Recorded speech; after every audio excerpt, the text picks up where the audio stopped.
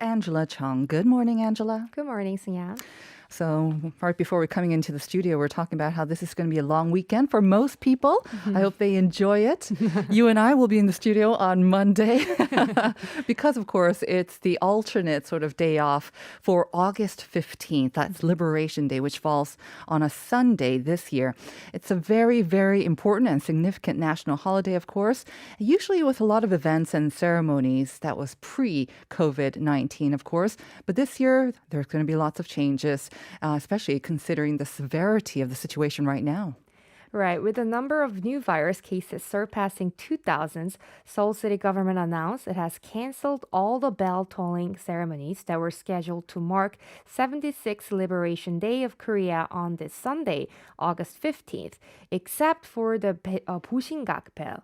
Seoul City government called off the rest of the ceremonies, commemorative performances, and march in wave holding the national flag Taegeuk for the health and safety of Seoul citizens as we're under level 4 of the social distancing level with even more stringent disinfection rules this time.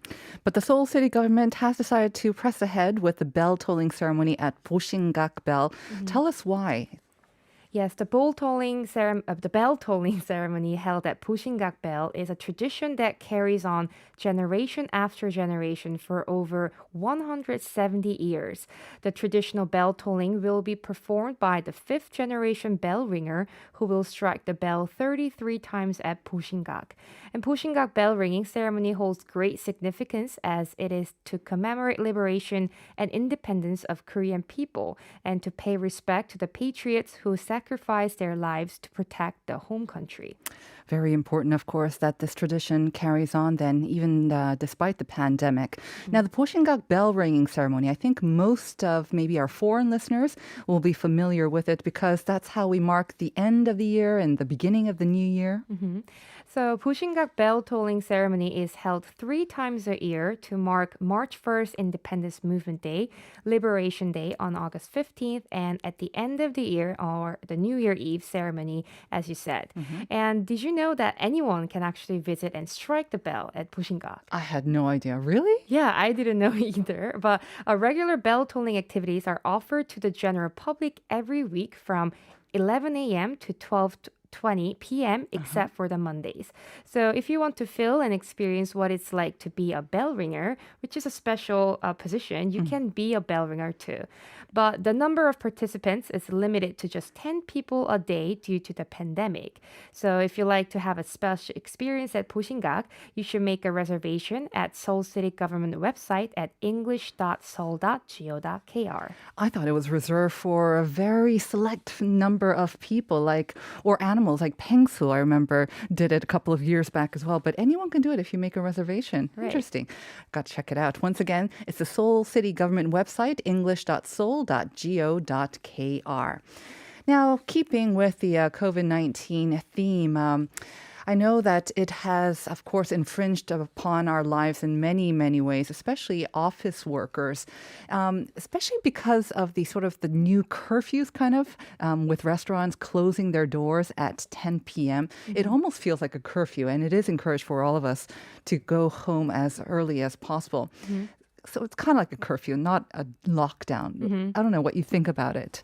Yes, I used to not really think of as curfew because I don't know, maybe I tend to go home before 10 p.m. Way anyway. before 10 p.m., right? A little You're boring. newlywed, of course. But I mean, I'm the type of person who enjoys a smaller group of people anyway, so it didn't affect me until it started limiting to 2 people after Yes, 6 p.m. that's true. That really started kind of, affecting my lifestyle.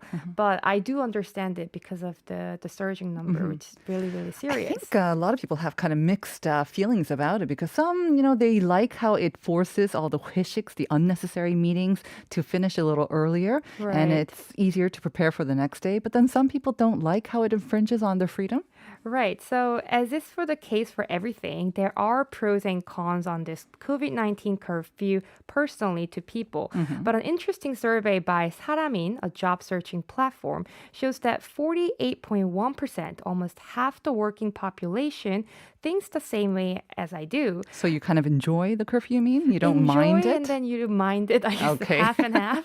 The survey found that those in their 30s and 40s feel actually happier, and those in their 30s, 51.8% of them feel the happiest with this COVID-19 curfew. But those in their 20s feel uncomfortable or unhappy with this new curfew. Okay, so the younger you are, maybe uncomfortable or unhappy, but 30s and 40s, pretty happier. I guess, again, I understand maybe it's because of those unnecessary hyshiks. I wonder how the older generation feel as well. What are our other reasons that people kind of welcome this curfew? I did see some surveys where they say, they would like for it to continue even after COVID as well. Right. I heard my colleagues saying that a couple times. The other reasons that people feel happy about this curfew are it reduces the risk of getting infected, of course, answered by 55.8% of the people, and it prevents excessive drinking and entertainment activities, answered by 49.9%. And people said, I can cancel any plans to hang out with people that I don't really like to spend time with anyways. And I can strike the balance of between work and life and so on. So multiple replies were allowed in this survey. And interestingly, there was a survey about having company dinners like 회식, the dinners that take place after work time as often as before. There were completely different attitudes and answers. And so those in higher positions like 부장 and 임원, they said necessary company dinners should resume. But those in the lower ranks, 대리 and 사원, they responded the company dinners should not be coming back. Not a huge surprise there, I have to say. And it does make sense, like especially those in their 30s and 40s, because if they are married and they have young children, yeah, you no longer have an excuse. You have to come home and help take care of those kids and the family as well. Right. Interesting survey, though.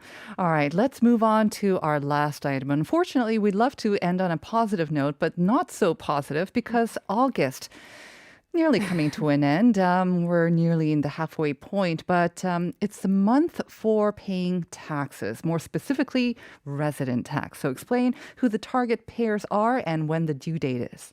Yes, people who are the head of household and have residential address in Seoul, and foreigners who have stayed in Seoul longer than 1 year must pay resident tax by August 31st. The Seoul city government has sent residents' tax bills to these groups starting from early August.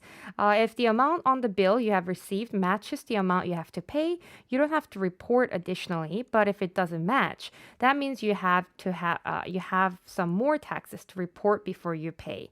Corporate and individual business owners who have business establishments in Seoul must report and pay their resident tax by August 31st as well, starting from this year. Yep, our company received the paper bill as well. Give us an idea of how much resident tax is this year. So the resident tax is charged based on one's address in Seoul as of July 1st of every year. And this year, 6,000 won will be charged for each household, including 1,200 won for educational taxes. This month, the number of resident tax payments account for 3.80 million, which is worth 22.7 billion won in total. And this corresponds to 39.6% of the city's population.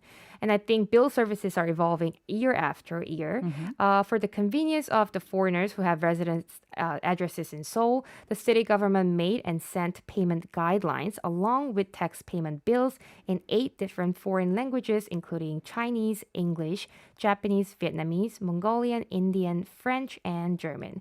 And for those with hearing disabilities, the city government also provides a barcode on the tax payment bill that converts words from to voice speech. And all you need to do is to scan the barcode on the bill with your mobile phone application.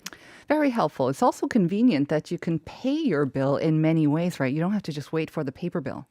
Right. If you're subject to residence tax payment, you can pay your tax via Seoul eTax app or Seoul S-Tax app. And other quick payment services are available on Kakao Pay, Naver Pay, Payco, Shinam Payfan, and so on. And you can also use dedicated payment accounts, ATMs installed at banks, and unmanned payment kiosks. If you have difficulties using internet or your smartphone, phone, you can always pay it through ARS. Thank you very much for those detailed data and informations. I'm sure everyone will pay up their taxes on time.